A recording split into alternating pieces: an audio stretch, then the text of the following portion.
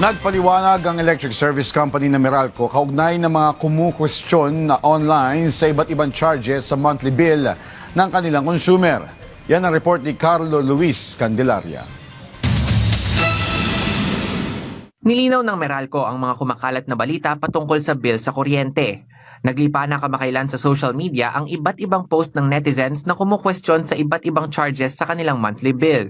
Paliwanag ng Meralco, ang mga public policy charges gaya ng Lifeline, Senior Citizen, Fit-All, GIA-All at Universal charges na nakadagdag sa bill ay para suportahan ang ilang mga programa ng gobyerno gaya ng pagtulong na mabigyan ng kuryente ang mga mahihirap, magbigay tulong sa mga senior citizen, pag-promote ng renewable energy at iba pa.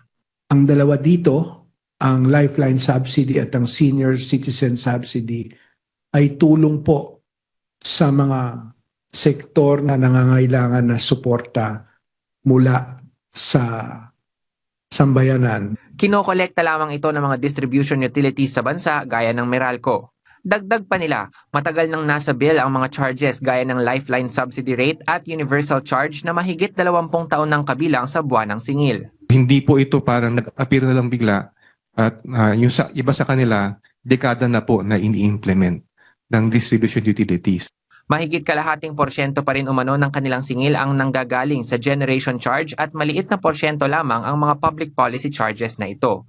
Mandato rin ng gobyerno ang paglalagay ng breakdown ng bills sa mga billing statement ng Meralco at mga distribution utilities. Wala kaming pwedeng ilagay dyan ni isang sentimo na hindi po legal at aprobado. Nang tanungin kung bakit hindi ang gobyerno ang sumagot ng mga dagdag charges na ito, sagot ng Meralco, We will defer to the wisdom of government.